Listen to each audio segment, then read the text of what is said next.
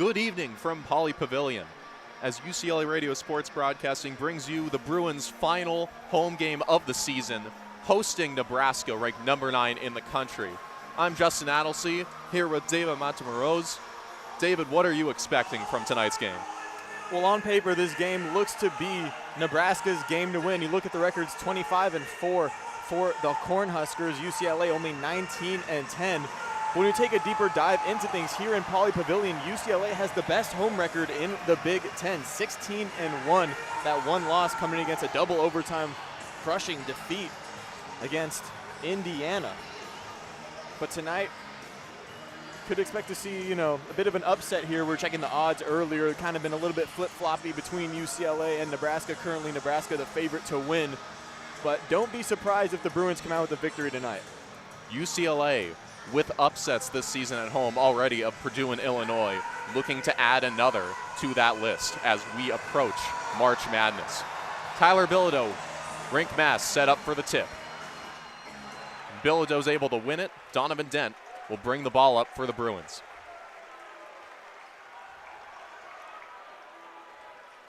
Here's Trent Perry finding Sky Clark, top of the key, launches a three and knocks it down. We'll be seeing a lot of that tonight from Sky Clark, the Bruins' most prolific three-point shooter, 2.3 a game for him. Yeah, Sky Clark, such a great shooter. Honored him before the game here on senior night for the Bruins. And out to the wing, here's Buchtensel. Out to the corner now, pump faking and stepping back. And over to Lawrence on the wing, air ball. The Bruins with a lot of pressure on the ball on that possession, able to force a rush shot. Yeah, the Bruins have been playing great defense throughout the season. It's kind of slowed since the beginning, but still really a defensive forward team. As Eric Daly pops it from the short corner and knocks it down, Bruins now lead 5-0 about a minute into this ball game.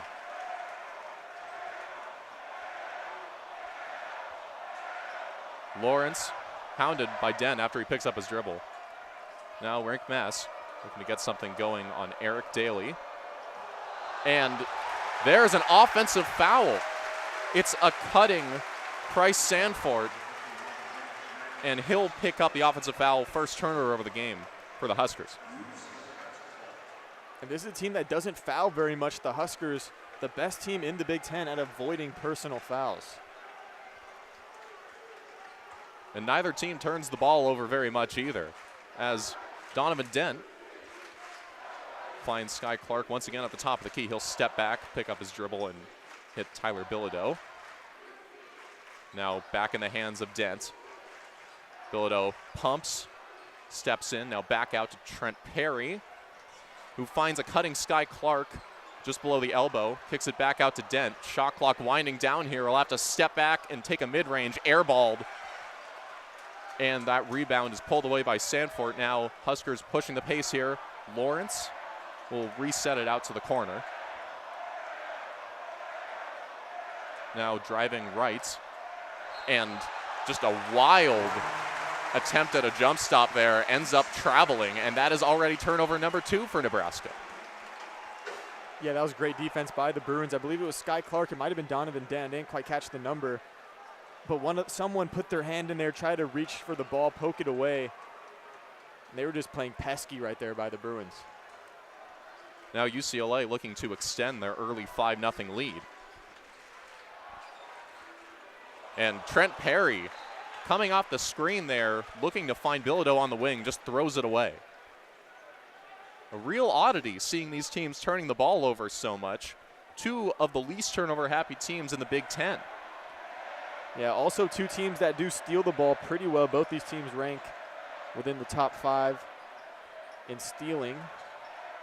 Nebraska, the number 1 team. Buchtengel, off the pass from Lawrence, is able to get to the block and lay that one in for Nebraska's first points of the night.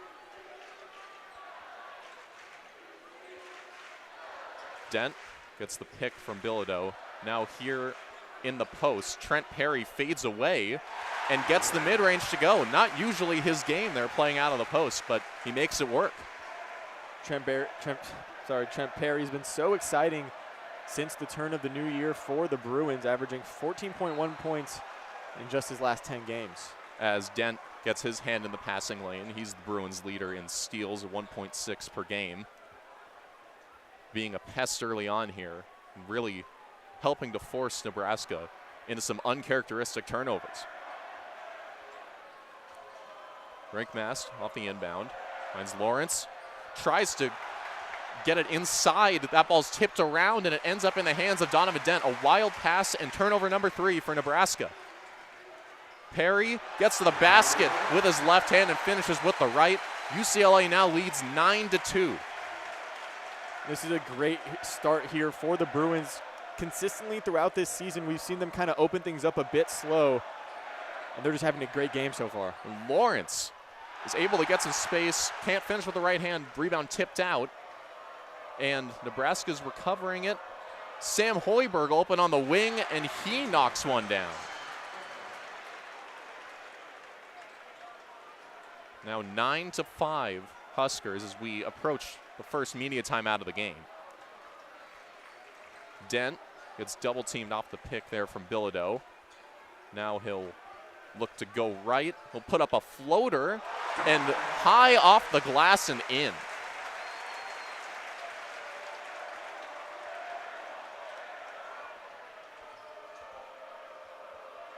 Lawrence again. Now Buchtengel picks up his dribble, being hounded by Tyler Bilodeau. Now it's Sam Hoiberg coming off screen, finds Samford on the wing. That's no good. Rebound Dent. Now Eric Daly going to the basket, but rushes that pass. It's stolen by Rink Mast. Now Samford pulls one from way beyond the arc. That's no good. Bilodeau rebound.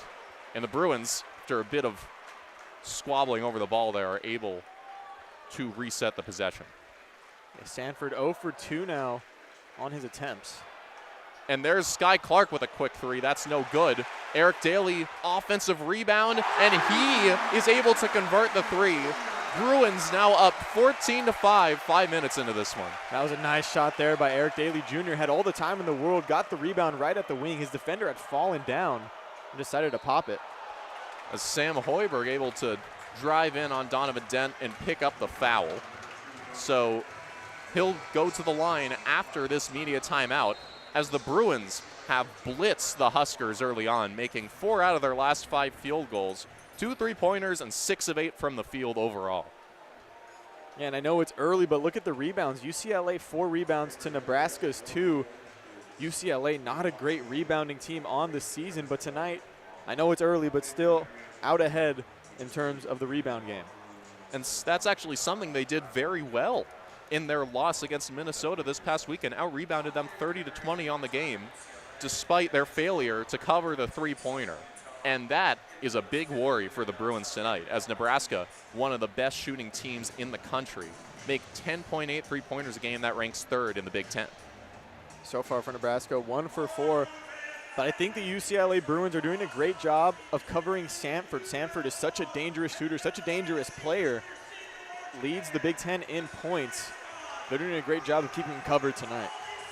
Yeah, Bryce Samford, really just one of the most prolific 3-point shooters around. He makes 3.7 a game by himself. That ranks 4th in the nation. And he's really been the engine of Nebraska's offense, which bases so much of itself on that 3-point shooting. Given the lack of really a traditional big man that Nebraska has, Rink Mast being sort of the closest player they have to that, that's a commonality really between these two squads, relying on those stretch forward type of players to be able to stretch the floor and knock down some threes. Yeah, no Booker on the court so far for UCLA, which is something that we've seen them do very often when they can. When they're facing a team that is a bit shorter, they tend to match them and not throw out Booker. And even when they're facing teams with taller guys, sometimes, depending on the height of the other team's center, they like to just roll with Tyler Bilodeau being the tallest player on the court for them. Yeah, but it's worked fairly well for both teams, these small ball lineups, but especially for Nebraska. They have racked up 25 wins this season, 25-4, and tonight they are playing for the tie of their single-season school record in wins. What a season for Nebraska. Great season. Currently ranked number 9. We were talking about this before the game started. A win could help them lock in a bye in the Big Ten tournament. Big Ten tournament coming up. Just one more game left for both of these teams. UCLA going to have USC on Saturday. Nebraska going to have Iowa. Yeah, it would be a coveted triple bye, really, for the Huskers, as the Big Ten tournament sort of circuitous in its format. The Bruins, however, will probably get a couple byes themselves, currently sitting 7th in the conference, whereas Nebraska tied with Michigan State coming into tonight in 2nd. Sam Hoiberg will step to the line here, and he is one of the premier hustle players in college basketball. Just does everything for this Nebraska team. He's among the team leaders in most statistical categories, leads the team in assists with 4.5 as he knocks down the first free throw. He also averages 2.1 steals per game. That's 2nd in the Big Ten and is the most by a Cornhusker since Cookie Belcher's 82 in 2000 and 2001. He hits both, and Huskers now within 7. Yeah, and Hoiberg, 61 steals is actually the most in the Big Ten in terms of total stat-wise.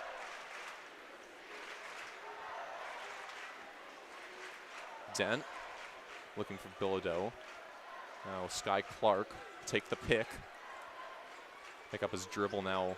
Daly into Bilodeau in the post, just puts one up immediately. That's no good. Tough defense from the Huskers.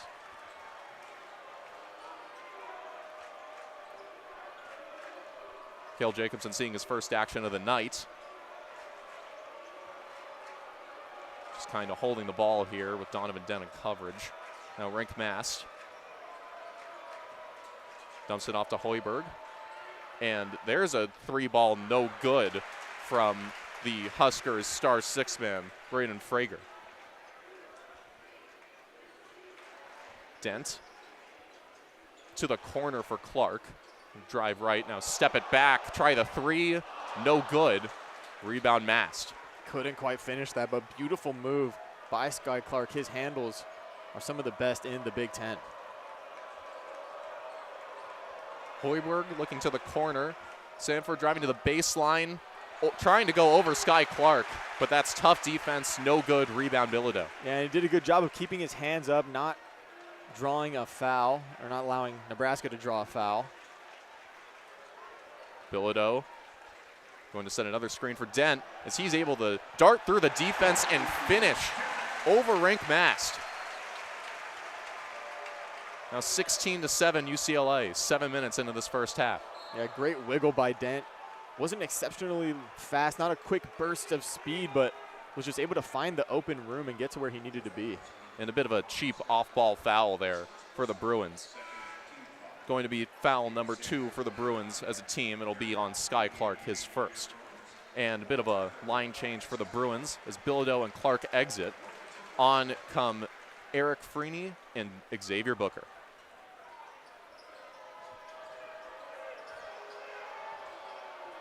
Sanford trying to get something going here.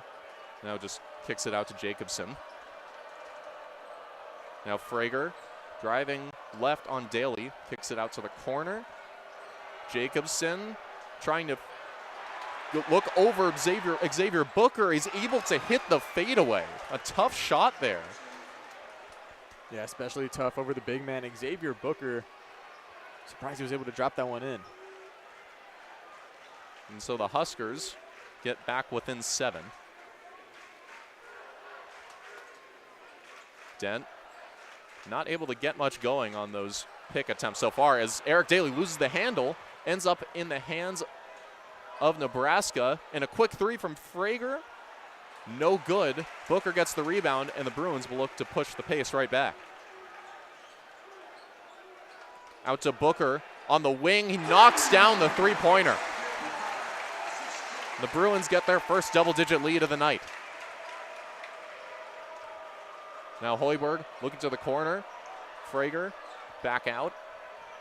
Now driving and into Rink Mast for the easy layup. That was a beautiful dish. And the pass was just, I think Booker got a hand on it as he was driving in. Good job by Frager, able to just get that pass off. Perry driving in from the free throw line. Back out to Booker. He'll try another three from the wing, and that's good.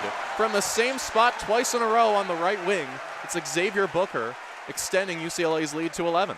Yeah, such a great shooter, especially for a big man, and also a great pass by Perry, able to put it right on the money, give him time.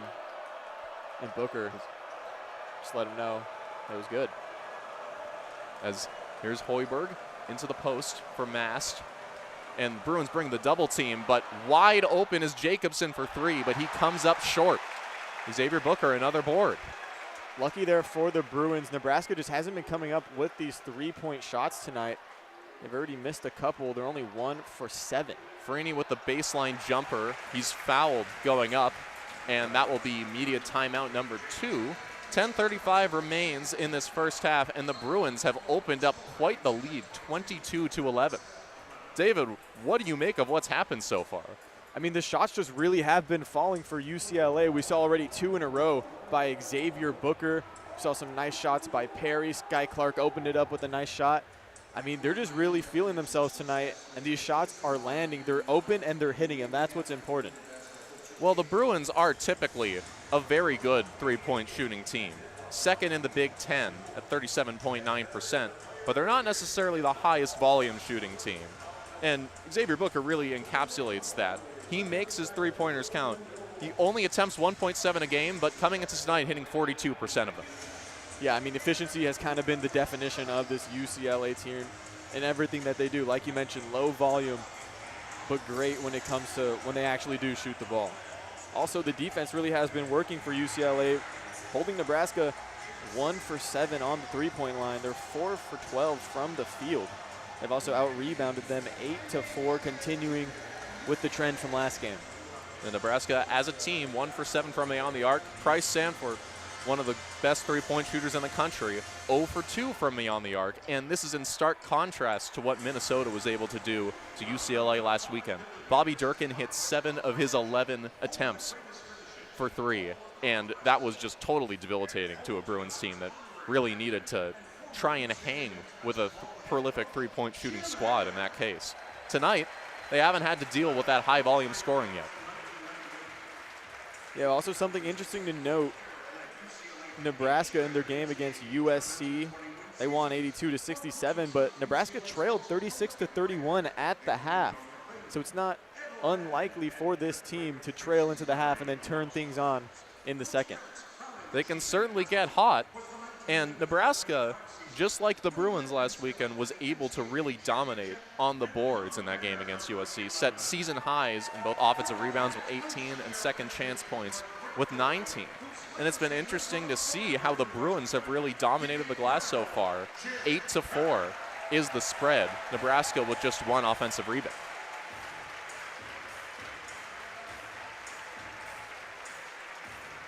UCLA already up to 6 assists.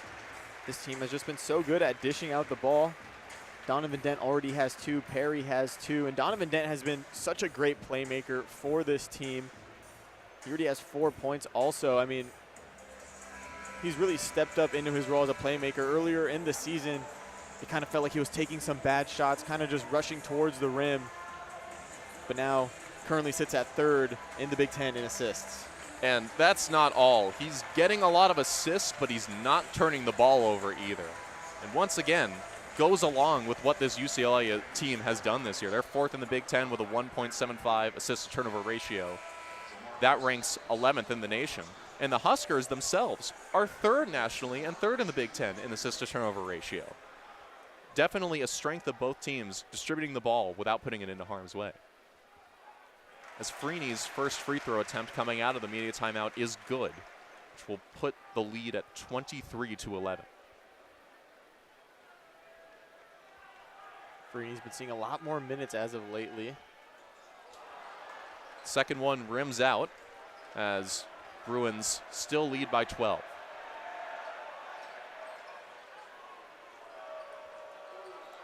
Sanford getting a touch way beyond the arc here. Now Buchtengel. Sanford trying to create some space to no avail. Jacobson going to drive right, once again with Booker on him. Really a size disparity there. As Frager back out to Jacobson, who will pop it from the corner. No good. Offensive rebound, Uctigel, and that pass is mishandled by Lawrence, and it'll end up in the hands of Donovan Dent. Such a great defensive possession by the Bruins, and we've seen this already a couple times in the night, but they're just sticking close and not giving Nebraska any room to do anything. And that's a dangerous pass from Freeney, stolen by Jacobson. He'll go coast to coast and finish with the layup. And so Nebraska able to claw back, forcing a turnover of their own.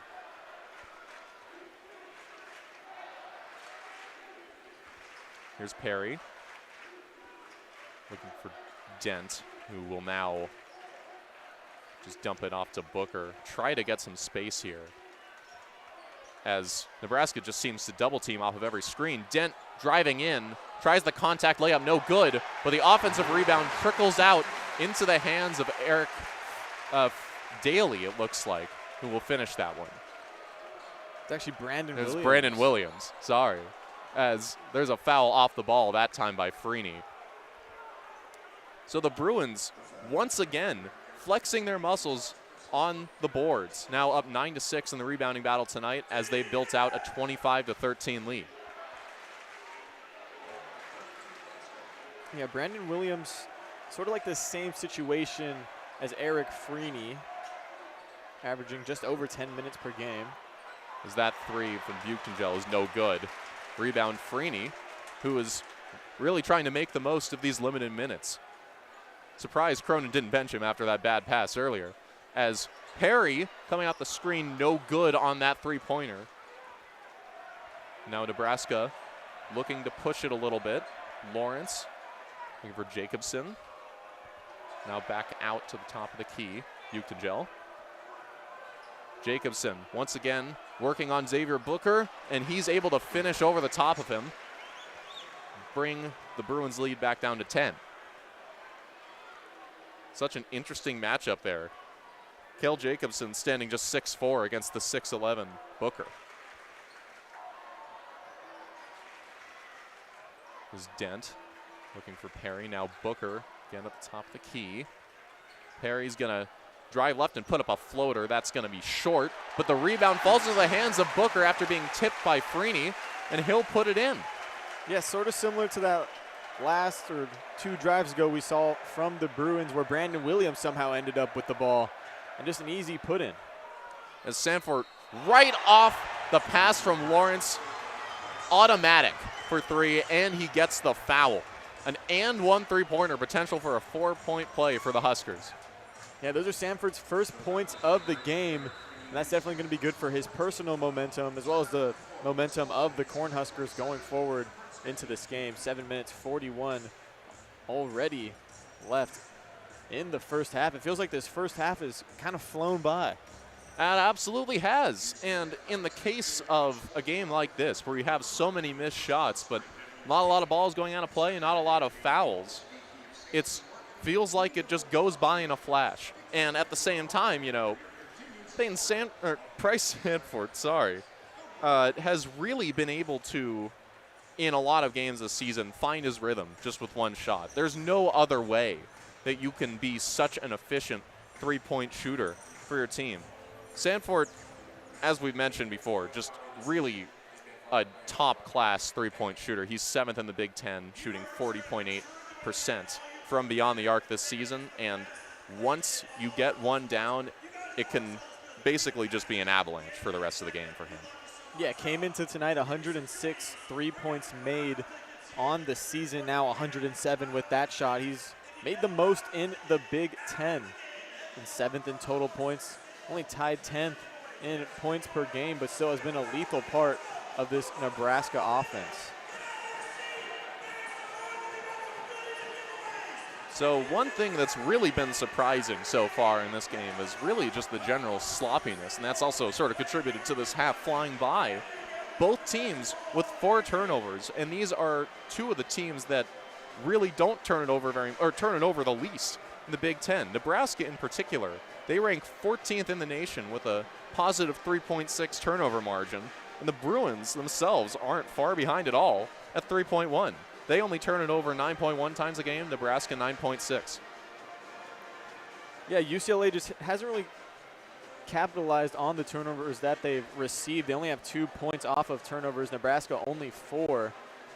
So you'd like to see the Bruins maybe do something more with the ball when they get those chances. But we saw on those chances on the second point attempts, the Bruins so far have done pretty all right. We saw some buckets by Brandon Williams and then again by Xavier Booker.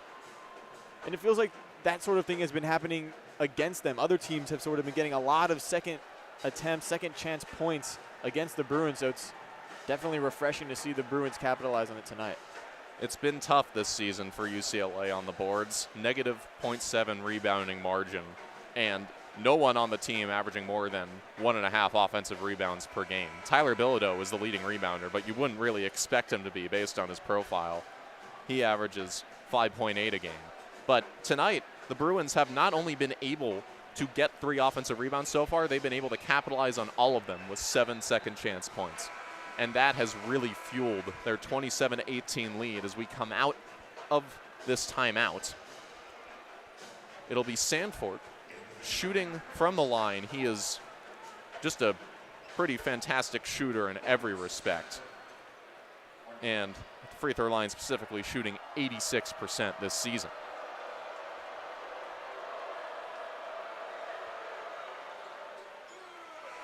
He's able to knock it down. 27-19 here, 7:41 to go in the first half. Donovan Dent been pretty limited so far tonight in his playmaking, just 2 assists after getting 38 over his last 3 games. Bilodeau also hasn't really gotten going yet as he pops off that screen. Now finds Perry in the corner. He'll get double teamed. Have to kick it out to Bilodeau. Bruins reset. Now Clark. And trying to get some space, has that ball tipped out of his hands by Mast, and it'll stay with UCLA with just 5 left on the shot clock.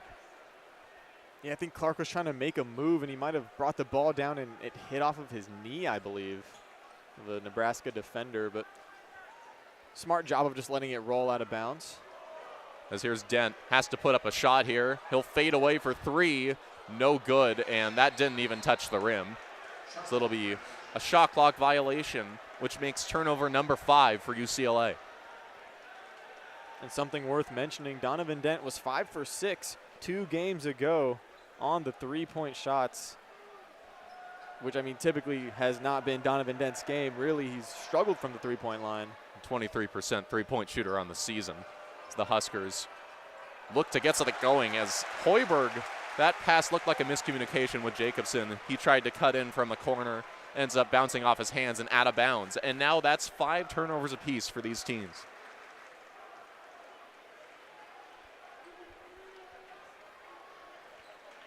Truly some shocking stuff tonight going on offensively for both squads. Some of it's defensive pressure, some of it's just good old sloppiness.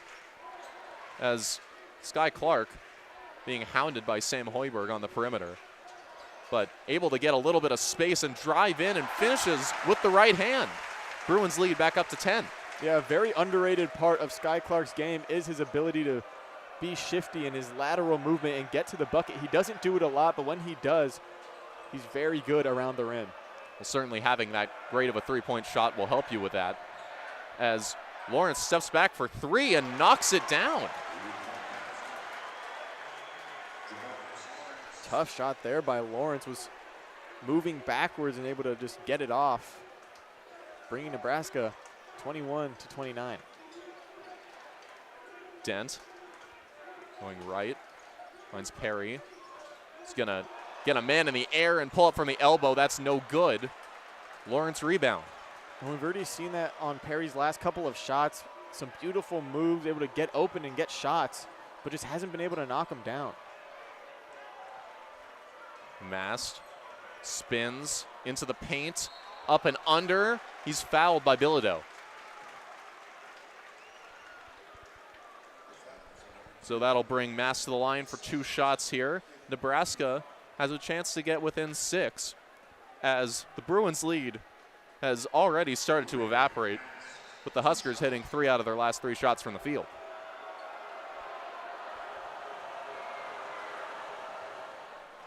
Mast knocks down the first, and he's another one of these guys for Nebraska, who really does everything for this team. He leads the team in rebounding, second in points, third in assists. Yeah, he really is that sort of stretch four, stretch big man. Such a great rebounder, 6.1 rebounds per game. He misses the second shot. Yeah, that one's no good. Bruins will rebound, and now it'll be Trent Perry for a change, bringing the ball up after Donovan Dent exits the game. Bilodeau finds Clark. Pump fakes, able to get some space. Now back out to Bilodeau. He'll step in. That's no good on the long two. And Lawrence, another rebound. He'll just reset this one. Sam Hoiberg gonna drive left. Now kick it back out to Frager. No good on the three. Mast offensive board. Back out to Lawrence. No good on that three-pointer, but another offensive rebound. Sam Hoiberg kicks it back out to Jacobson, who airballs. And that ball is thrown off of the foot of Tyler Bilodeau. And it'll stay with the Cornhuskers.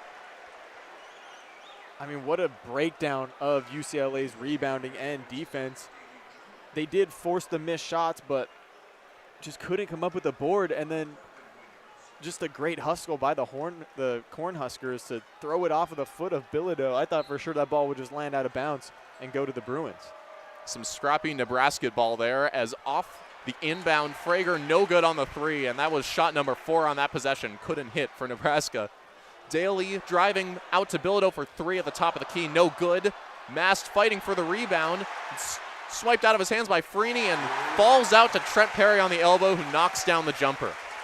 And what Freeney can't quite do in offensive production, as he does on defense. Sam Hoiberg losing the ball there. It'll another turnover for Nebraska, and in transition, a foul picked up by the Bruins. It'll be 2 shots. On the receiving end of that, Eric Freeney, who's really been playing a lot tonight, getting a lot done, but yet another sloppy moment for the Cornhuskers on offense.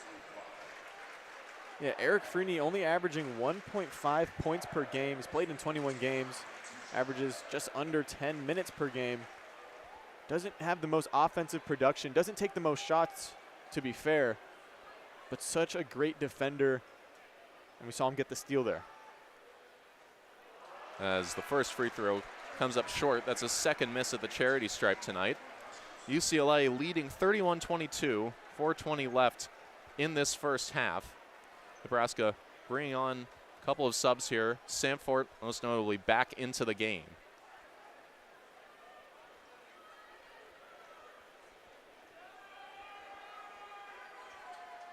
Freeney's second free throw is good. So the Bruins now once again with the double-digit lead. Huskers just getting touches way off the perimeter here with some handoffs and some short passes. Now Sanford looking to get some space himself. Here's Hoiberg. Gets around Clark with the left hand.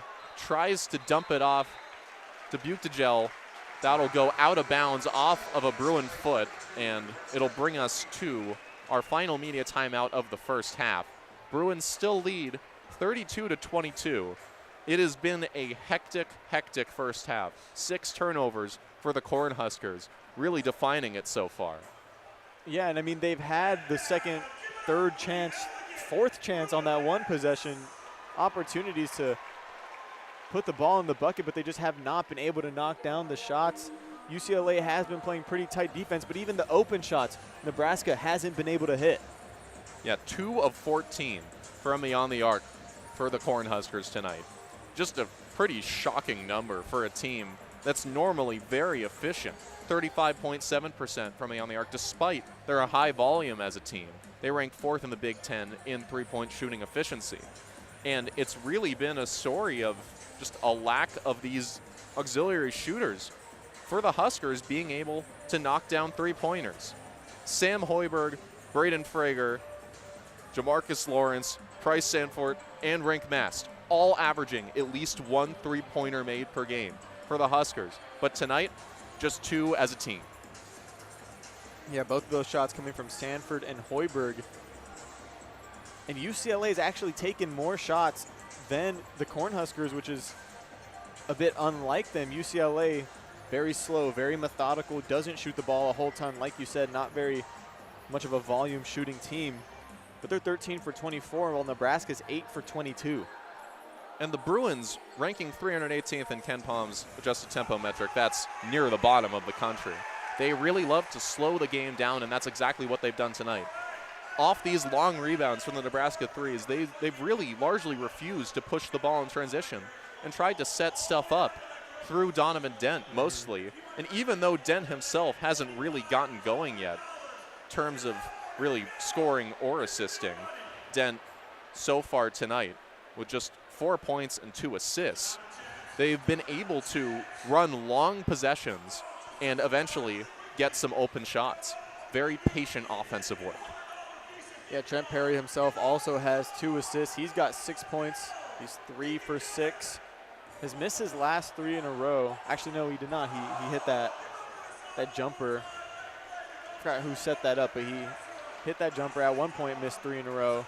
Now up to 3 for 6. Perry, not sure what he'll do in the offseason, but if he returns to UCLA, it should be a big piece for them going into next year. They're going to lose a lot of players. Bilodeau, a senior. Dent, a senior. So going to be interesting to see what they do. Sky Clark, a senior. I know he was petitioning for potentially an extra year of eligibility, but now he's back playing again. Don't think he's going to get that. Yeah, the Bruins just, on senior night tonight, we see the number of impact seniors they've got out on the floor. We haven't seen much of Jamar Brown tonight or Steven Jamerson, but they also really provide a lot off the bench for this team. Replacing these guys will be tough, but if Trent Perry comes back, he'll certainly be a welcome addition to this team. 14.1 points per game over his last 10 after averaging just 3.7 as a freshman, despite an 0 for 7 performance from the field against Minnesota last weekend. Really a bounce-back performance so far for him tonight as he's got 6. Just 2 points behind the leading scorer for UCLA, Xavier Booker. He's got 8. Nebraska inbounding into the corner. Now back out to the wing is Hoiberg. A quick drive. Can't finish on a tough layup. Sky Clark gets the rebound, and once again, seemed like a chance to push it in transition, but instead he'll reset it. Get the screen from Bilodeau. Can't find some space to shoot that 3.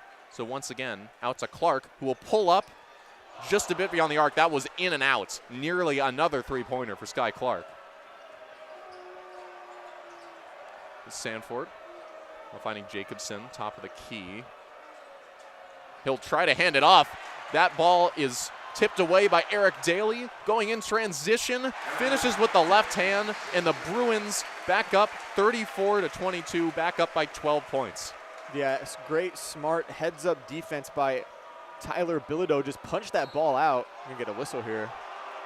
So there's a hard foul on another attempted dribble handoff from the Huskers. Last one, obviously, ending in a bit of a disaster as Bilodeau got his hand in there, as did Daly, who was able to come away with it and score on the fast break.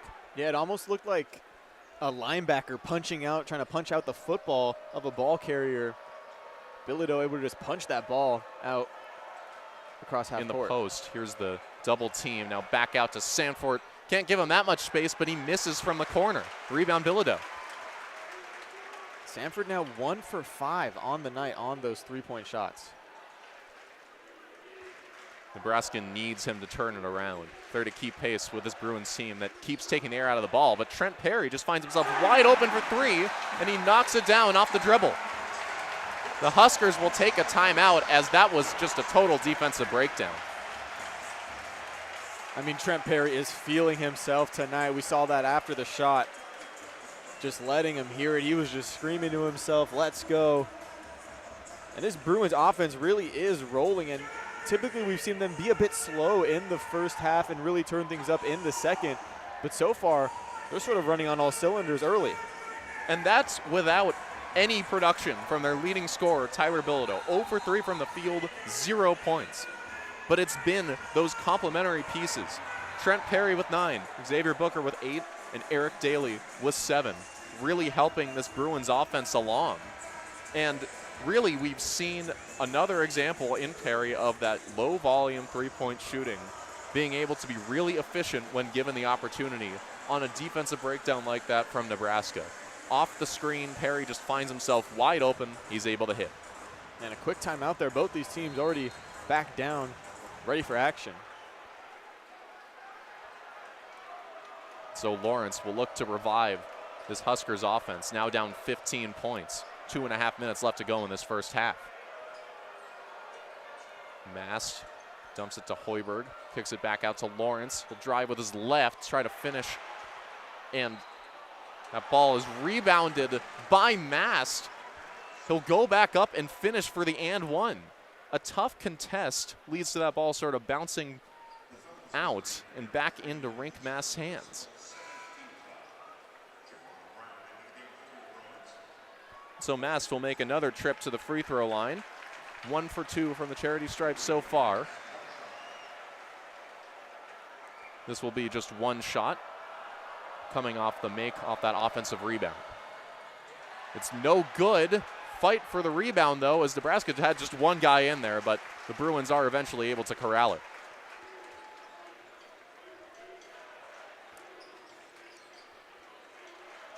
Bilodeau still scoreless.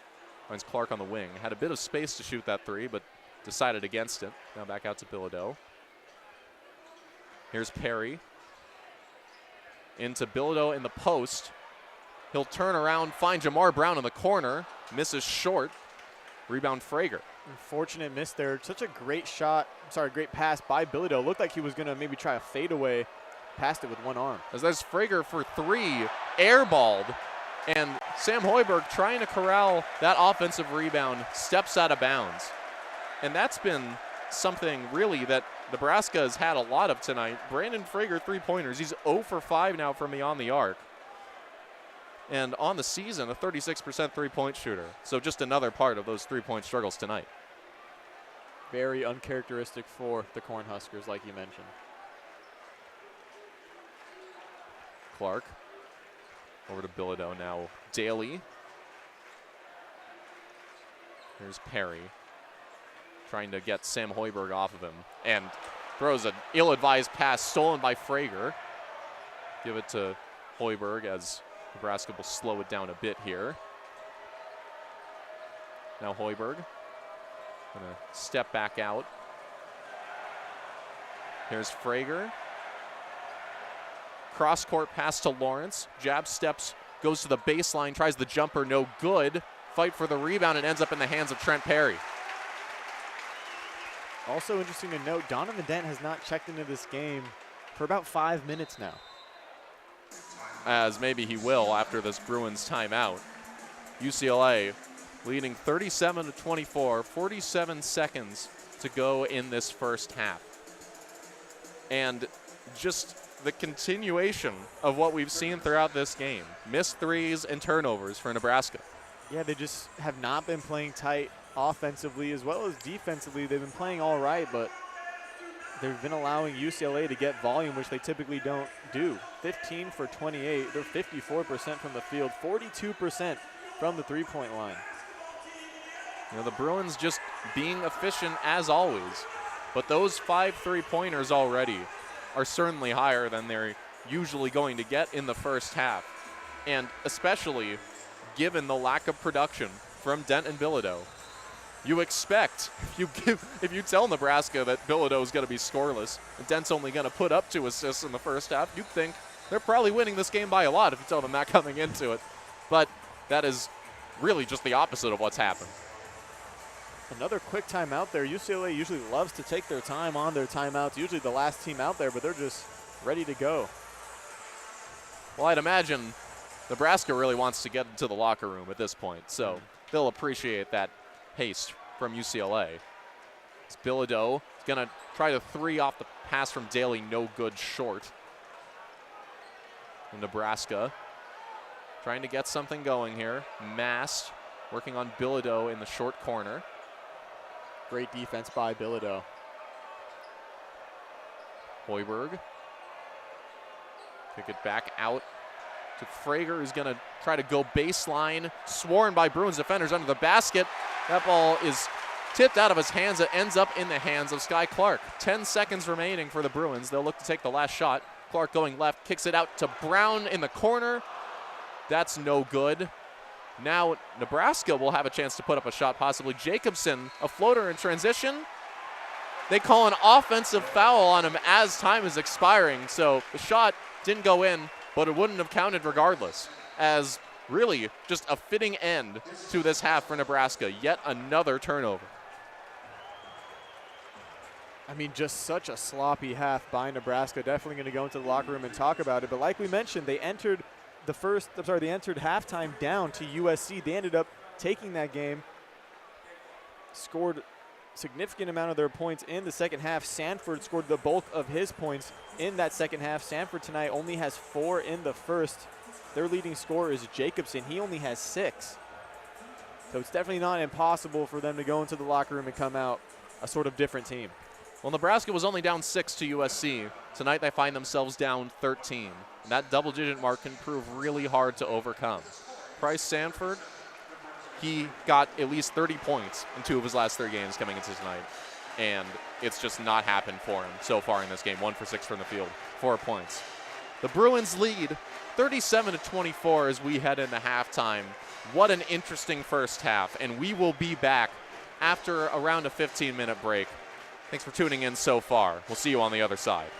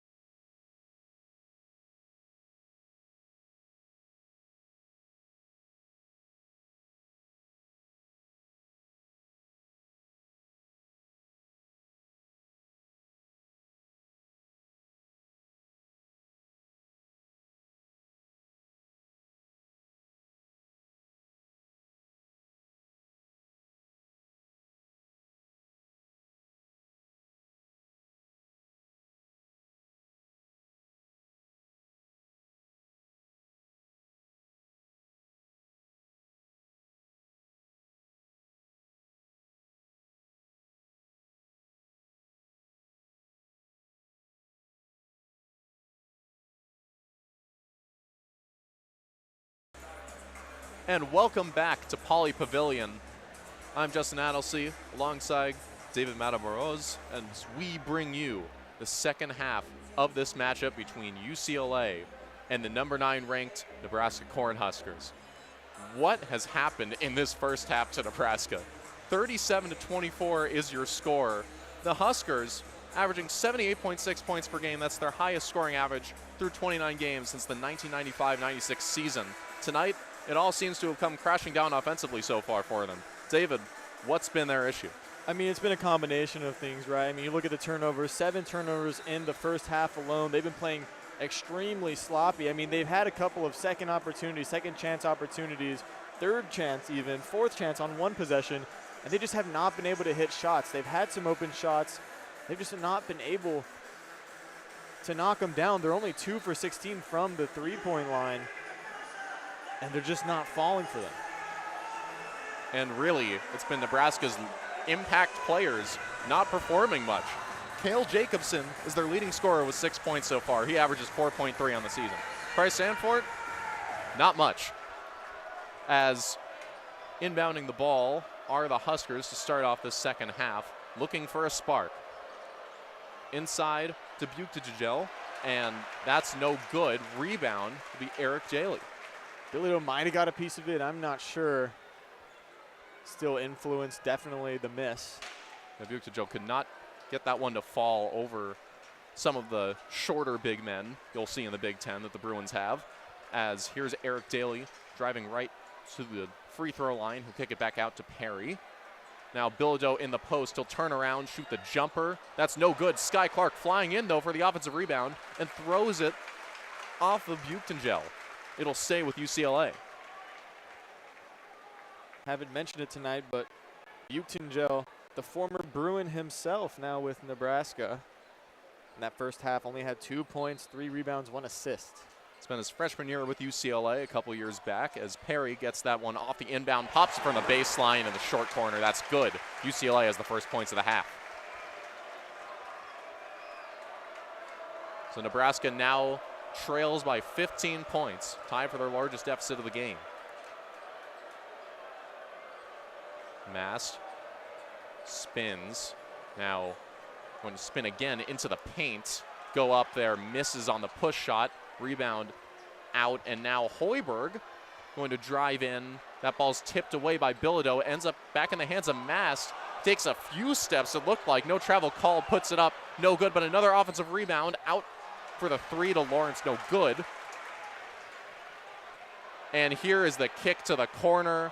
No good on that three-pointer from Dent, as there's a foul on the rebound from Trent Perry. Bit of a hectic sequence there. Nebraska will end up getting possession here. Some great defense by the Bruins.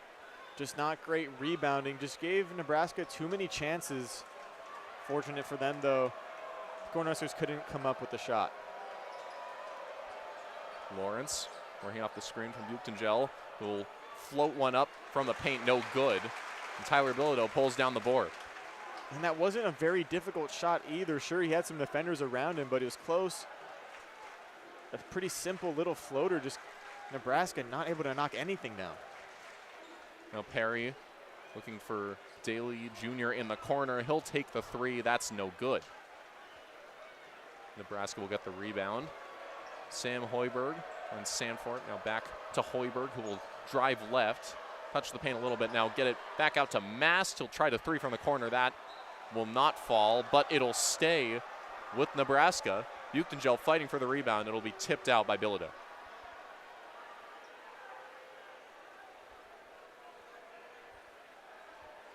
Lawrence will take the inbound for Nebraska as they look for their first points of the half. 2 minutes, 16 seconds into the second half so far. UCLA leads 39-24. It's the inbound tipped by Bilodeau, and he'll get the steal. Gets it out of the trap in the corner, and now UCLA gets in the hands of Donovan Dent, and that pass is tipped again off the hands of Sky Clark and out of bounds. Just turnover after turnover in this game, it seems, for both sides. Yeah, so far in this second half, only 2 points, both of those for the Bruins. Nebraska still has not put the ball in the hoop. Already almost 2.5 minutes have passed. Well, Hoiberg looking to change that. He'll drive right, squeeze through, get to the block, and finish with the right-handed layup.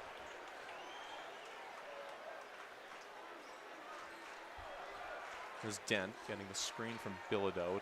Now in the corner to Perry. Knocks down the three after a friendly roll off that rim. Assist from Sky Clark. Pass it to him from the wing.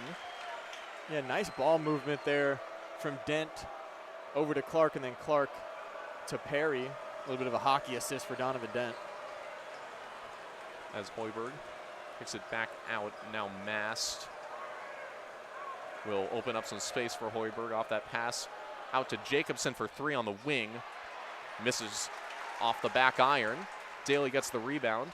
The Bruins will slow it down here a bit. Clark finds Perry at the top of the key for three. That one's short. But going in aggressively for the rebound is Eric Daly. He'll get a foul called on Price Sanford.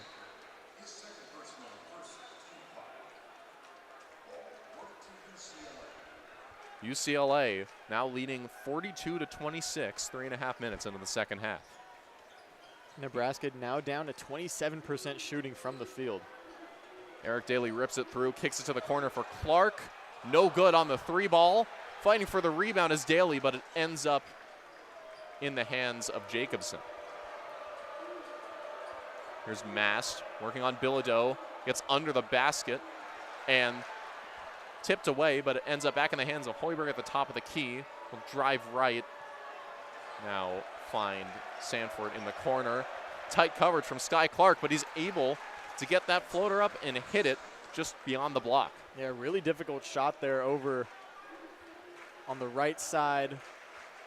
Having to bounce that off of the backboard, and I mean, at an angle, that's a tough shot. And when Sky Clark is guarding you, everything is a battle. Plays such tough perimeter defense. So here's Perry, dumps it to Daly. Free throw line jumper is good. And UCLA's lead back up to 16.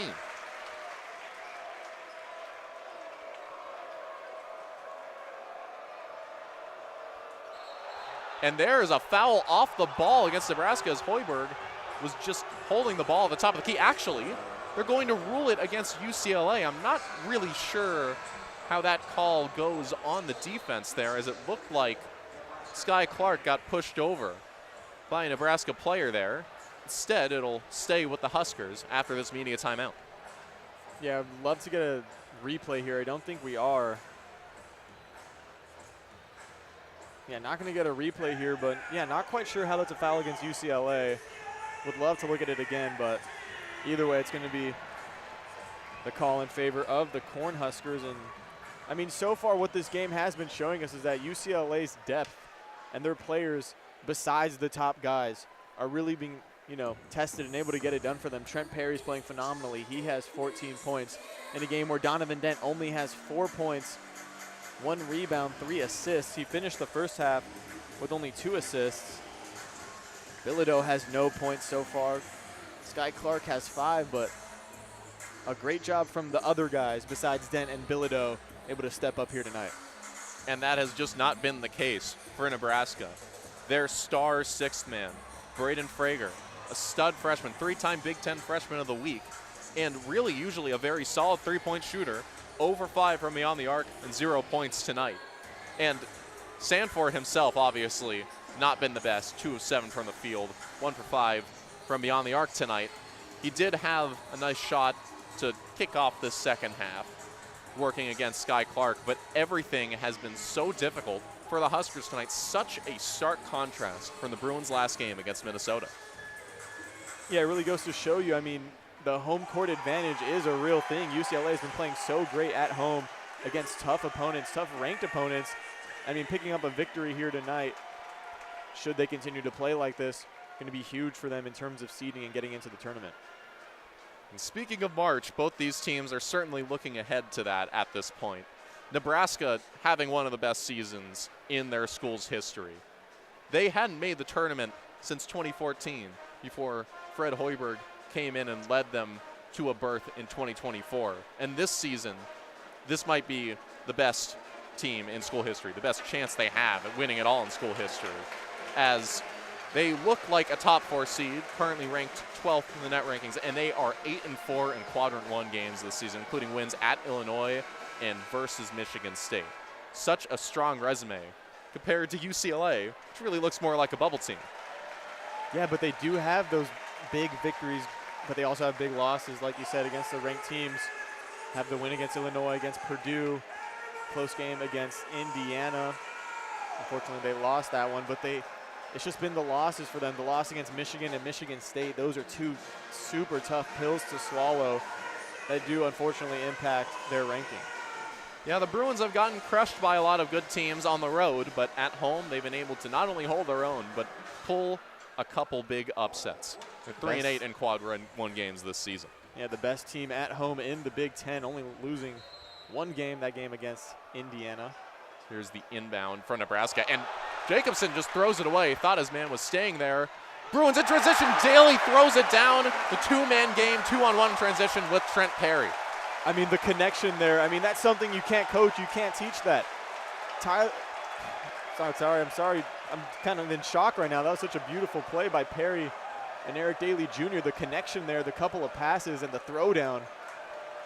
And Pauley was just on their feet for that. And set up by yet another sloppy play by Nebraska. As into the corner, Hoiberg attempts one, and he'll make a 3. Nebraska's just their 3rd 3-pointer of the night, now 3 of 20. Yeah, I think so Sky Clark wanted a foul there, ended up on the ground somehow, but didn't get the call. So UCLA now leads 46-31 as Bilodeau hoists the 3 way beyond the arc, and he'll knock it down. The quick answer, and finally the first points of the night for Tyler Bilodeau. And it feels like this has kind of been typical of Tyler Bilodeau. He's really been getting active in the second half of games. We saw it in the Purdue game where he didn't do great in the first half, ended up winning them that game. Same thing happened against Illinois as Bilodeau covering Frager here. He'll drive right, now kick it back out to Hoiberg. Get in the paint, now out to Jacobson in the corner. He'll knock down a 3, and all of a sudden, the Huskers have hit 2 3-pointers in a row. Could be a bit of momentum for them. They're 3 for their last 3, but UCLA also 3 for their last 3 field goals. Yeah, the Huskers going to have to get going from beyond the arc now if they want to come back. Down 15 points, just 14 minutes left in this game. They need a run. Bilodeau kicks to the corner for Daly. Now a pass into Perry in the post. He'll find on the wing Clark. That's no good. Clark now 1 for 6 on his 3-point attempts. He only has 5 points on the night. Buchtengel finds Hoiberg.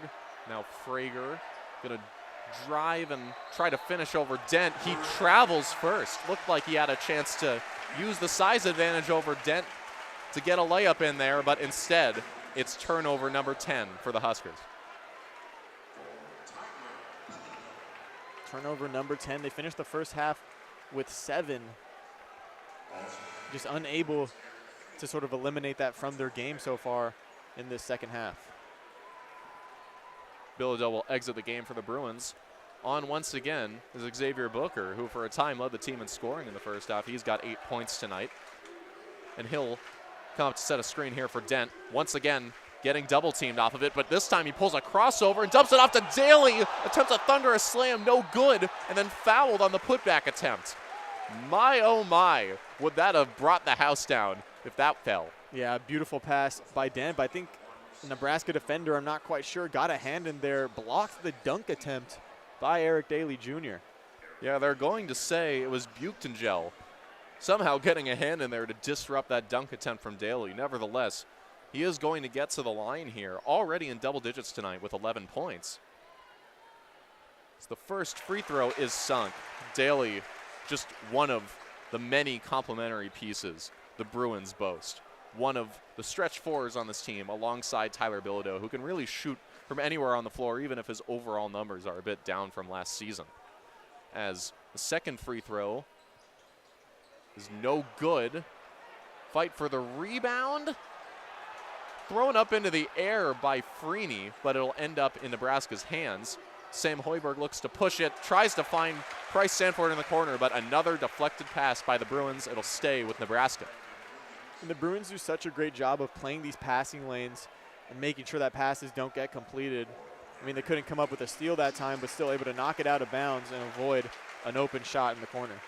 Excellent transition defense from UCLA, not even allowing Sanford to really get going in a lot of cases like that, as Frager off the inbound pass loses the ball trying to get into the paint, and Frager just adding to the list of sloppy Nebraska turnovers.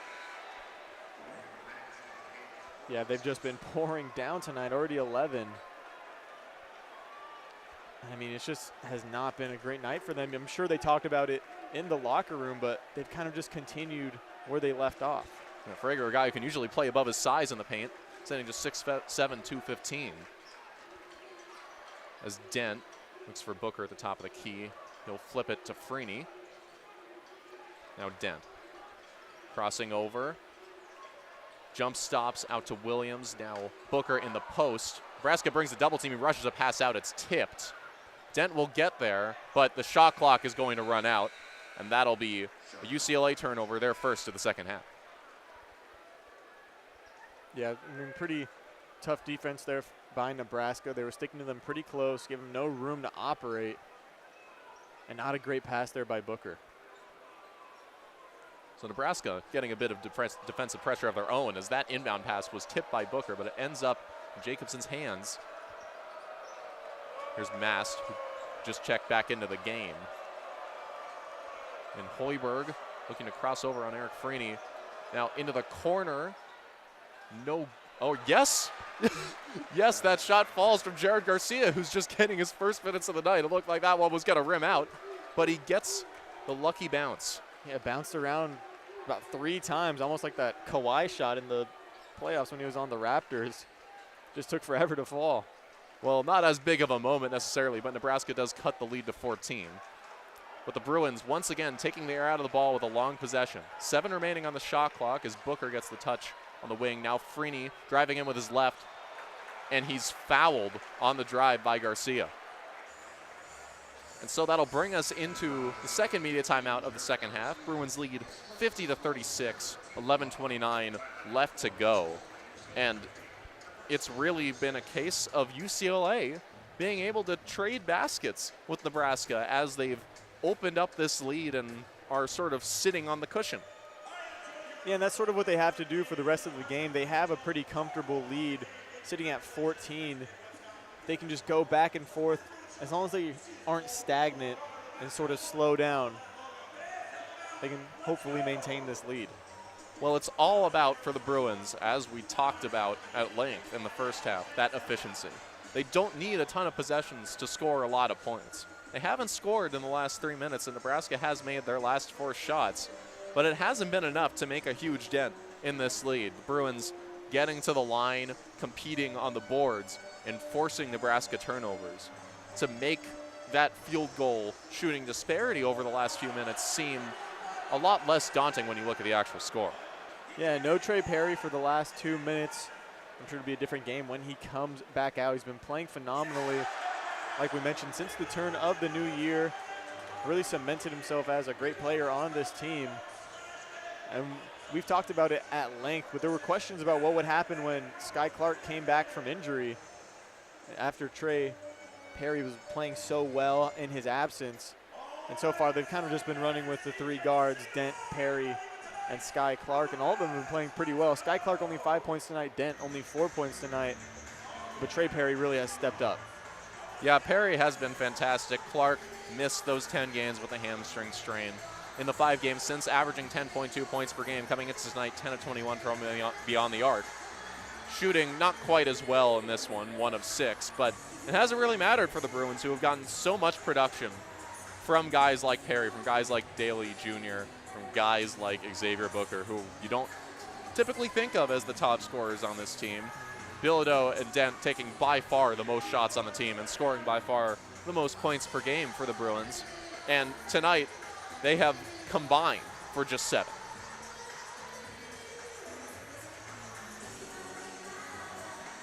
Nebraska really looking to keep the magic going.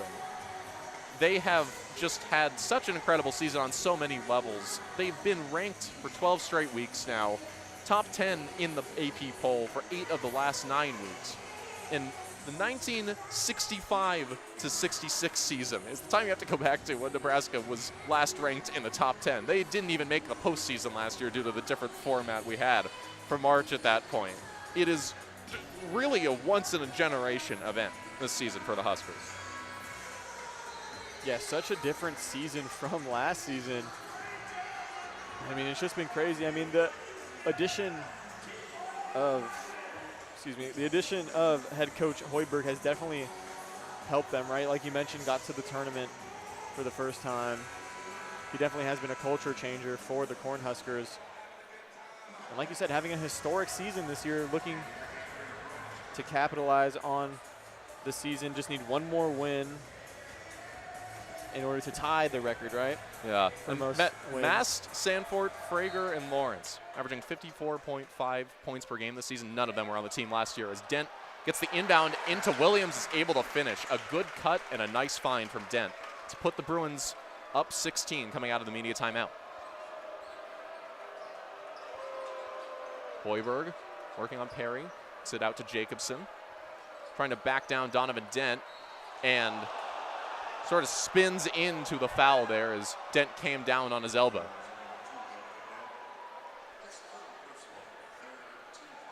So that's foul number 3 on Donovan Dent. Certainly something to watch as we head toward the end of this game. Obviously the Bruins been functioning pretty well without him largely. But Cale Jacobson once again being disruptive. He's up to 9 points on the game. Sam Hoiberg currently leads the Huskers with 10, but he has a chance to surpass him at the free throw line here as he makes the first. Yeah, Dent only 4 points, but he's already back up to 5 assists, so definitely has been impacting the game a bit with those assists. He leads the team in that category for tonight. And Jacobson hits the second. 52-38 is the score, just about 11 left to play. Nebraska still in need of a big run here. They're bringing a bit more pressure here, well beyond the arc. They've dropped into what looks like a 1-3-1 zone as Williams gets the pass in on the elbow. He'll back out to Perry, who finds Dent. He'll step through and a tough foul there on Williams. Another fine from Dent to Williams in the paint. This time Williams will go to the free throw line. Man, Williams hit the deck kind of hard there, landed on his back. Looks like they're going to take a look at this. Yeah, the referees agree that that was some pretty tough contact. That will be a review for a flagrant foul. Brandon Williams already making an impact, even though we just checked in for the first time in the second half. Up to 4 points for the game. He'll have a chance to get up to 6 and 4 in this half alone on this trip to the free throw line. Williams, just another one of these reserve guys for the Bruins. It doesn't usually make that much of an impact. He's only averaging 2.3 points per game this season. But tonight, making his presence felt down low. Yeah, very similar in terms of usage to Eric Freeney. Sort of come in off the bench, don't get the most minutes, don't get the most offensive possessions. Not a whole lot of shots between those two guys, but play pretty solid defense, very good at hustling, always going to give it their all. In a sort of similar vein to Jamar Brown in that way. Definitely going to put them in situations where they need to be defensive. Now, the Bruins may not get much scoring off their bench, but they certainly get hustle and competitive defense from them. And it'll be ruled a common foul. So Williams will just get the 2 shots for UCLA. Foul was picked up by Jared Garcia, who in his very limited minutes so far has really done a lot. Just his second minute in the game right now, but he's already picked up a bucket and also 2 fouls to go along with that.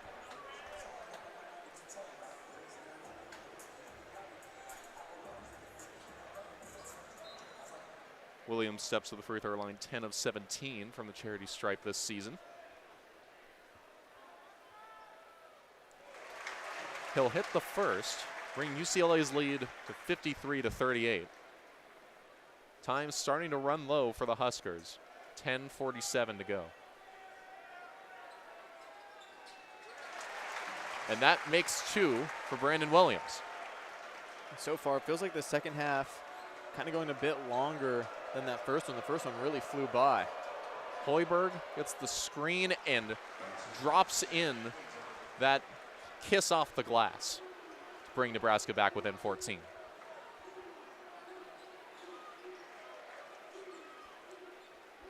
Perry just holding the ball here. UCLA once again milking that shot clock for all it's worth. Perry will drive right for the cross-court pass. Now back out to Williams. We'll find Dent at the top of the key. Quick swing to Perry. Drives left. Now back in the corner for Freeney. No good. And Nebraska tripping over each other for the rebound, but it eventually ends up in Sanford's hands. I mean, that could have been another turnover, and that just would have been absolutely awful for the Cornhuskers. They're up to 11. And even though they have the ball still, we're seeing that sloppiness and just a lack of communication. Hoiberg drawing another foul, this time on Williams. He has been in attack mode in this second half. Up to 12 points total for the game now, 4 of 5 shooting.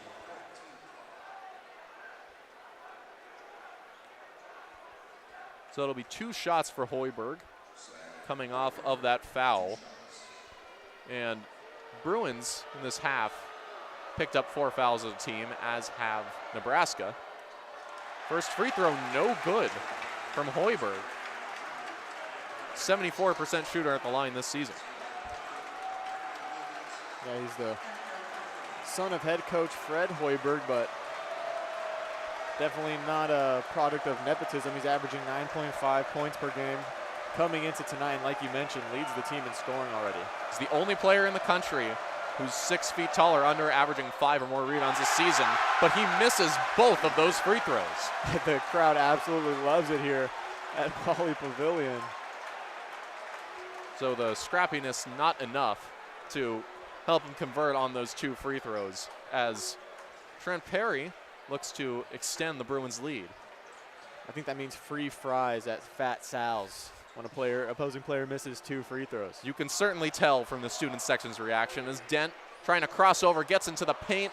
The finger roll layup just leaves it short. We've seen a bit of that from Dent this season, just missing some uncharacteristic short layups. As Hoiberg flips it to Mast. Hoiberg gonna drive left on Clark, and he'll get whistled for the blocking foul. Did not get his feet set as Hoiberg put his shoulder down there. So it'll be possession staying with Nebraska, and foul number 3 on Sky Clark in this game. Hoiberg will exit for the Huskers. He's really been the engine of their offense so far. They are 5 for their last 5, and like you mentioned with the fouls, Sky Clark 3 fouls, Donovan Dent 3 fouls, and we've seen the fouls kind of come into play in some games for the Bruins. In that Indiana game that went into overtime, a couple of foul outs. I believe Tyler Bilodeau fouled out in that game, and that was a huge loss for them. Nebraska just floats up another inbound pass way beyond the 3-point line, as here's Garcia. Tries the cross-court pass, is deflected by Perry. It'll go out of bounds. Stay with Nebraska, 10 seconds left on the shot clock. Yet another instance of the Bruins getting in the passing lanes. Nebraska being forced by the perimeter pressure into these long passes, and UCLA sniffs them out from a mile away. Inbound into Mast. Got a size mismatch here with Clark. Now the Bruins bring the double team. He dumps it under the hoop to Jacobson, but he's fouled on the baseline by Eric Daly. And a quick succession pickup of fouls here by the Bruins, now up to 6 in the half. So the next one will be a 1-and-1 for Nebraska. Certainly a way to let a team back in the game, letting them have those free trips to the line. As Mast gets the inbound pass, working on Daly, picks it out and dumped back into Mast. He'll finish with the layup. Very nice two-man game there between Lawrence and Mast. And Nebraska within 12, 8.5 to go.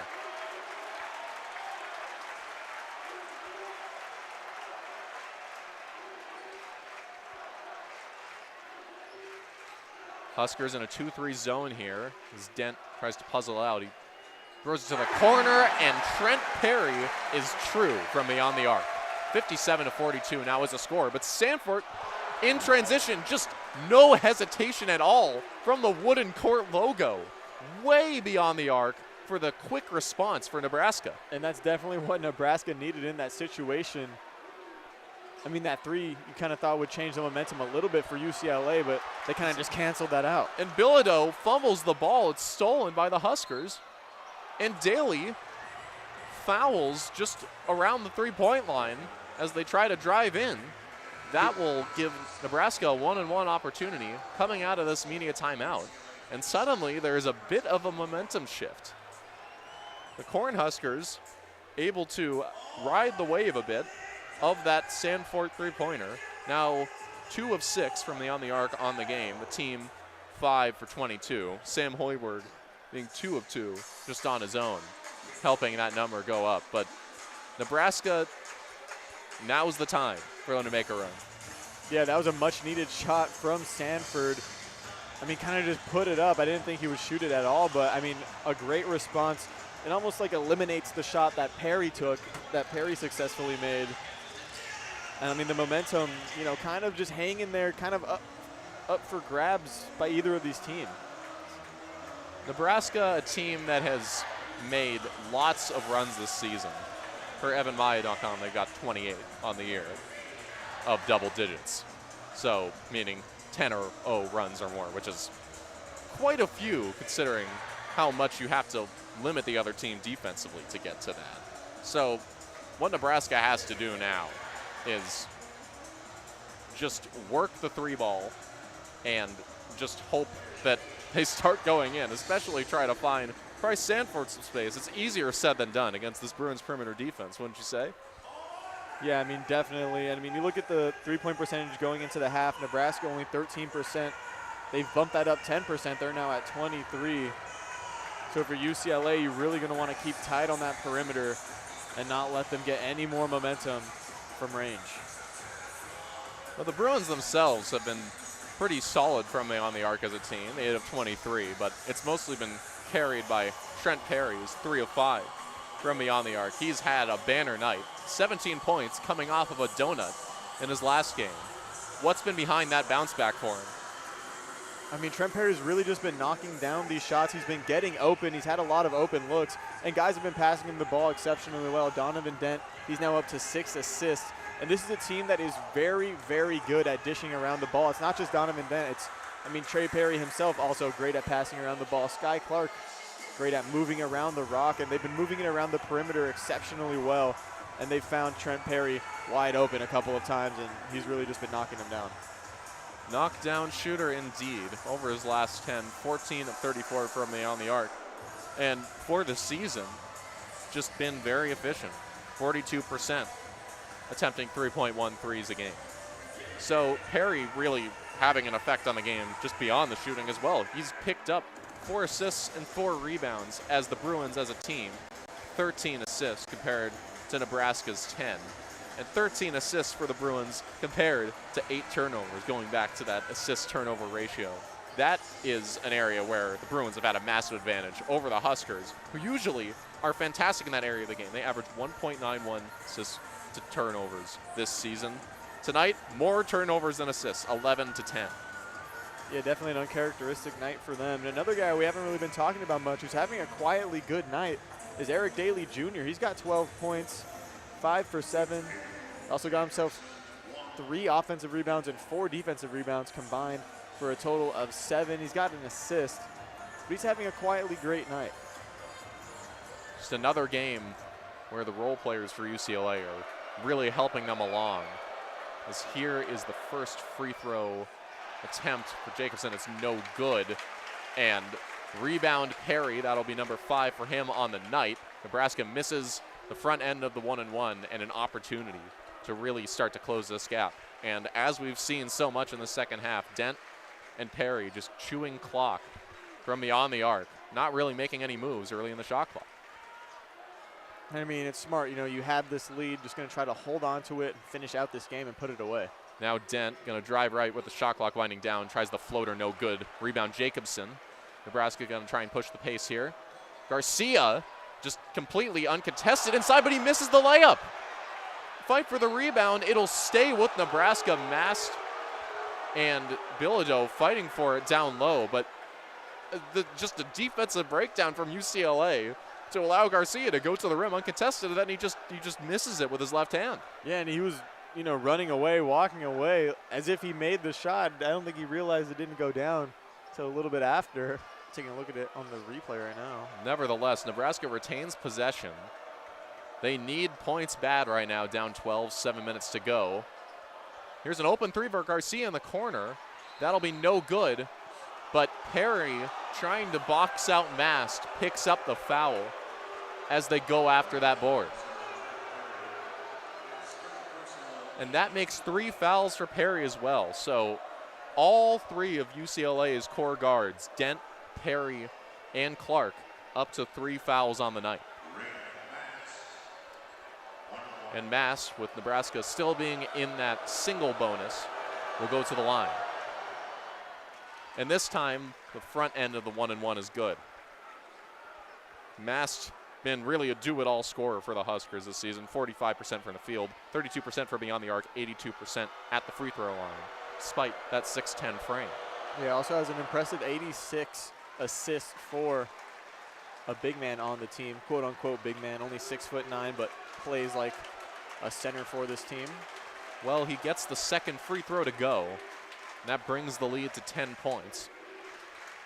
Dent just lollygagging at the top of the key, as per usual. Now with 10 on the shot clock, he'll start to go off the screen from Bilodeau to Perry in the wing. He'll pull up in the paint after going left and knocks it down to bring the Bruins lead back up to 12. We have, looks like, a foul under the basket fighting for the rebound. And it's going to be against the Huskers, so UCLA is going to get possession back after the bucket. Yeah, that's going to be a big break for them.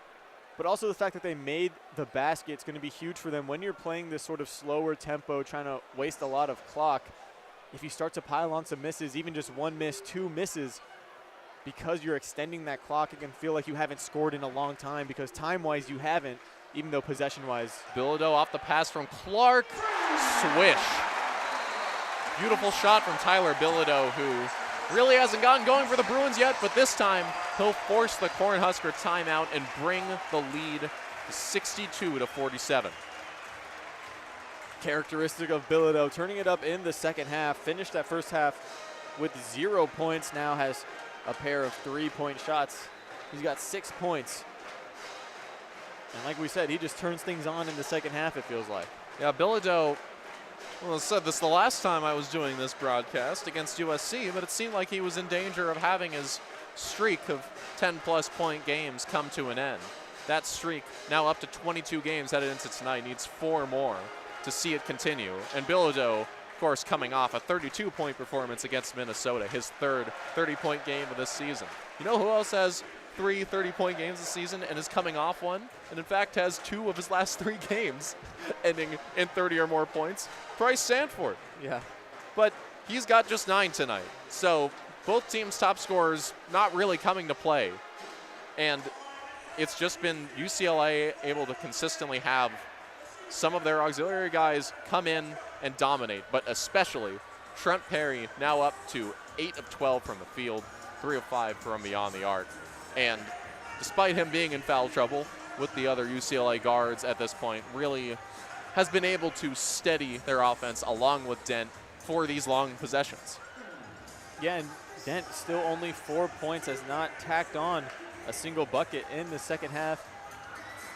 But he's definitely come alive a bit in the assists. He has 7, finished that first half with only 2.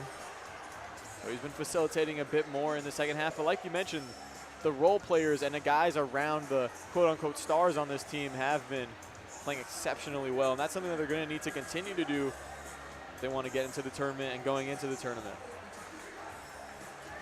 And for Nebraska, they've seen Sam Hoiberg do what he does and fill up the box score. A couple assists, he's got 12 points. But aside from that, just not that much production from the guys they needed from. Rick Mass has been okay. He's got 9 points, 3 of 6 from the field, but Lawrence especially has been cold tonight. Just 1 of 8 from the field with 2 points. Does have 4 assists, but also 3 turnovers, which is yet another symptom of Nebraska's offensive struggles tonight. Yeah, they finished the first half with 5. Sorry, no, that's UCLA. UCLA finished the first half with 5 turnovers. Finished the first half with 7. They're now up to 11, so a bit limited compared to that first half. They definitely talked about it when they went into the locker room. But still, just not the performance you'd like to see in terms of the passing for Nebraska.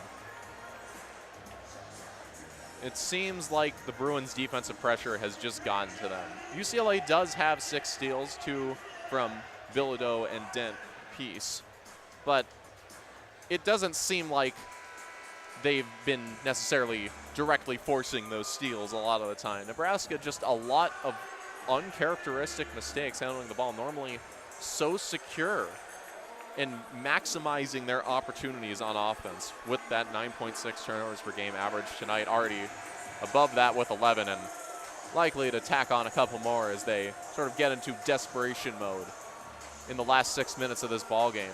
Inbounding here following UCLA's possession, down 15 points, 62 to 47.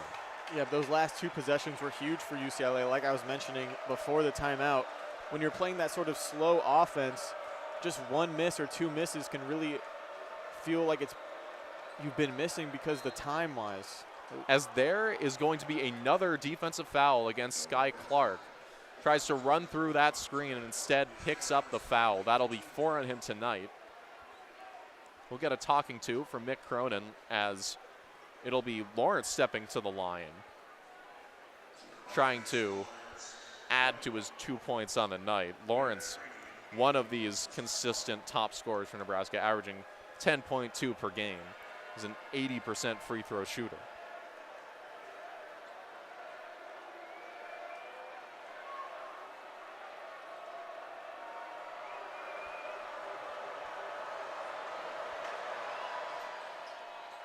And once again, the front end of the 1-and-1 is missed. That will be Nebraska's final one as UCLA's up to 19 fouls, but they come up empty off a foul, and that means probably another 30 seconds coming off the clock as Donovan Dent dribbles around between the wings here.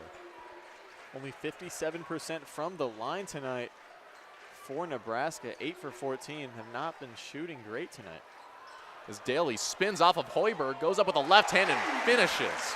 A beautiful drive by Eric Daly Jr. up to 14 points on the night. Yeah, he's now 5 points away from 1,000 career points. Definitely doable here with 5.5 left to go. Mass spins in, now kicks it out. And back into Mass. Beautiful hockey assist from Frager into Lawrence, who gets it into Mass for the easy layup. But yeah. 2 points may not be enough for Nebraska at this point. Yeah, but still great ball movement from the Cornhuskers. And as you said, it might just be a little bit too little too late. Still 5 minutes left to go.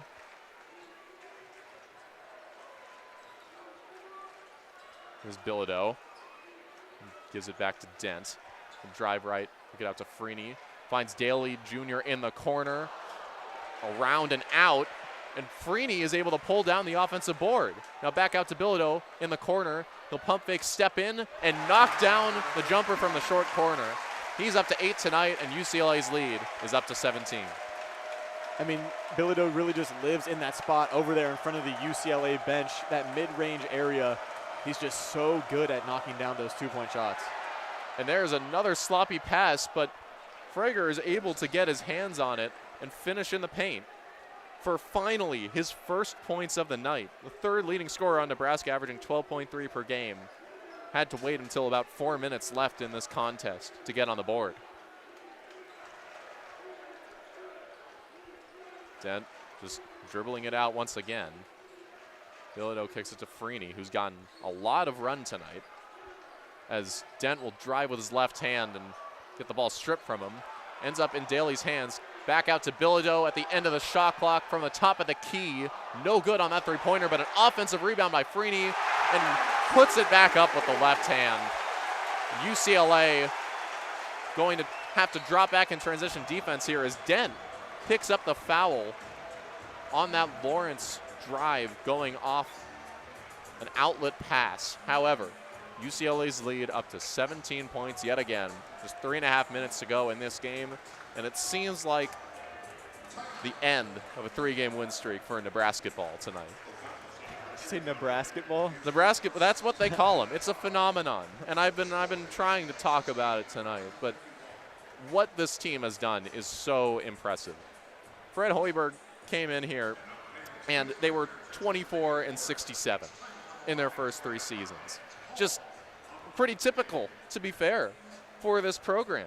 Came down from the NBA to Nebraska to coach where his grandfather once coached. But then, slowly but surely, they built up. They've now gotten 3 straight 20-win seasons, 46 wins over the past 2 seasons. That is a school record over a 2-season span. This season, they've set the school record for conference wins at 14 and road conference victories with 7. Everything has lined up for a fantastic tournament run for these Huskers. And I highly doubt that one loss will get them down after their 20-0 start to the season. They have gone 5-4 since then, but just a fantastic squad. Yeah, I mean, it just goes to show you how great these Bruins are at home. I mean, it really does make a difference. I mean, you look at their record overall in the different places that they've played. They're 16-1 at home, 3-6 away, 0-3 in neutral sites. And it's unfortunate you can't play, home games in the tournament if they do make the tournament. So it will be interesting to see how they fare in neutral site games going into March. UCLA's women's squad will surely be hosting a couple here at Pauley Pavilion in the first 2 rounds, but alas, no dice for the men's, although Bruins not going to get a top 4 seed regardless. They're still sort of fighting for their lives on the bubble, sitting at 41st in the Ken Palm predictive ratings and 39th in the net. 3-8 in quad 1 games this season, and of course those big wins over Purdue and Illinois. They haven't lost to any terrible opponents, nothing under quad 2, and they built up a very solid case with what's looking like a 3rd win over a team ranked in the top 10 at the time of the matchup. Yeah, I believe their worst loss on the season probably coming early against Berkeley. That was an unfortunate loss. We're without Tyler Bilodeau in that game. But still, since then, have only really lost to quality opponents on the road, as well as that loss to Indiana in double overtime here in Pauley Pavilion. So like you said, definitely have a case for their tournament run. UCLA likely to be around an 8-11 seed, give or take, and especially depending on their performance in these last few games. Nebraska looks pretty set for a top 4 number next to their name as they look to make a deep run into March. Also have the Big Ten tournament coming up in Chicago. Going to be interesting to see how the Big Ten teams play there. Likely that Nebraska will not be clinching that triple bye tonight. Down 17, 3.5 minutes to go. The first free throw from Lawrence is no good, and it has just been a struggle in every facet of shooting the basketball tonight for Nebraska. Now 8 of 15 from the charity stripe. And the second one is no good too. Can you get free fries twice? I'm not sure, but fans didn't cheer like it. I think it just has to happen once in order to get the free fries, but I mean, still Nebraska, like you said, shooting terribly from the free throw line, 76.6% coming into tonight. They're now just at 50% at the line. So Trent Perry going to get himself some space as the shot clock once again winds down. He'll get foul around the elbow there. It'll be team foul number 6 on Nebraska, so one more before UCLA gets their 1-and-1s and lengthens the end of this game exponentially, as this one we can pretty much call over at this point. 17-point lead for UCLA. The shot clock resets to 20 seconds, and they've got 3 minutes and 10 seconds left of clock to milk. Perry kicks it to Daly in the corner. He'll drive in, back out to Perry, and he'll reset it. 5 on the shot clock. Kicks it to the corner for Clark. No good. And Perry fighting for the rebound. Looked like he took an elbow to the face from Buchtengel.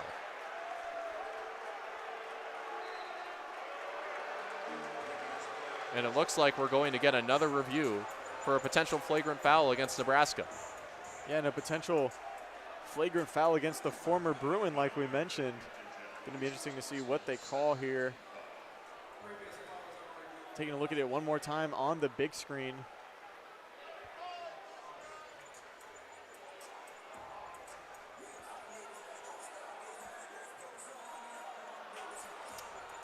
Not quite sure. What do you think, Justin?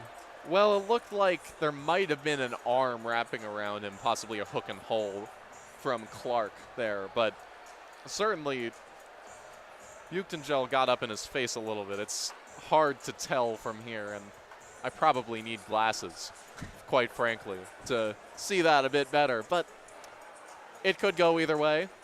Looks like the refs are about ready to make a call, but Buchtengel really fighting on the boards tonight, playing that sort of stretch forward role for Nebraska like a couple guys try to. He's had a pretty okay game, 2 points and 5 rebounds for the Huskers, but hasn't really been asked to do much offensively. So here's the call. It will be a flagrant. Pretty surprising considering the call down on the floor wasn't a flagrant. So yeah, pretty surprising that it gets upgraded here against the former Bruin.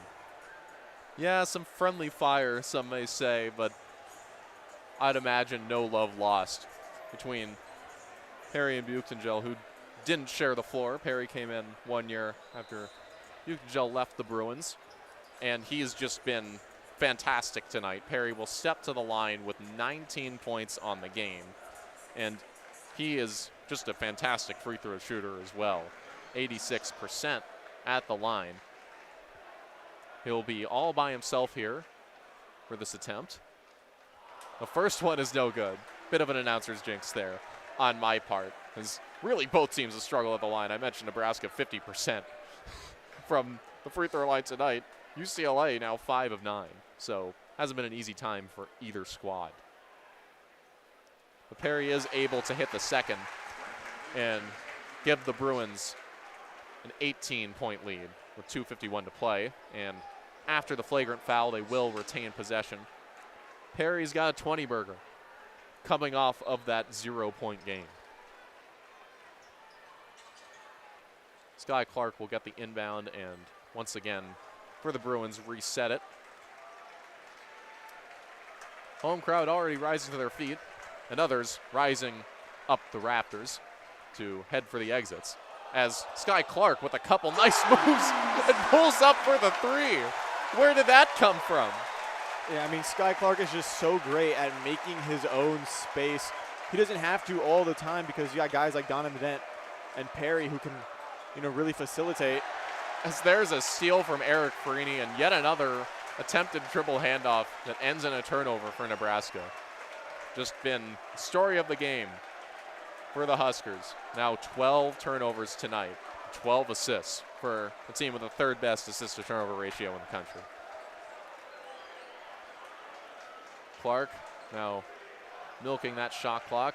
Out to Perry for an ultra deep 3. It's no good, but guess what? UCLA offensive rebound. It's Brandon Williams.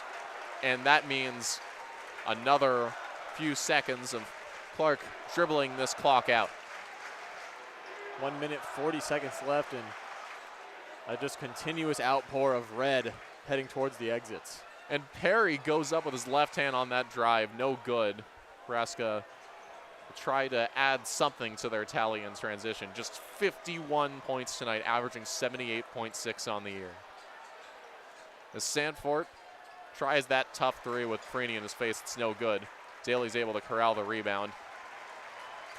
And not long now until the Bruins walk away with another victory over a top 10 opponent. This one being much, much easier than their others.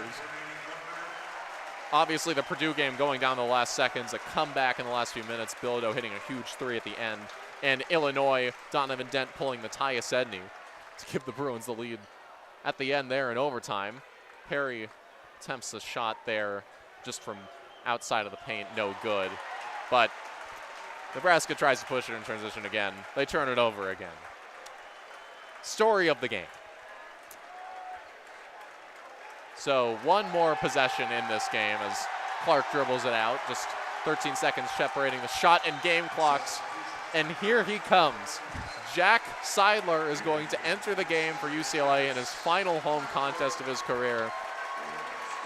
Quite frankly, it's hard to imagine why he's around other than just being that sort of glue guy who everyone loves on the bench. He has not really played much at all this season.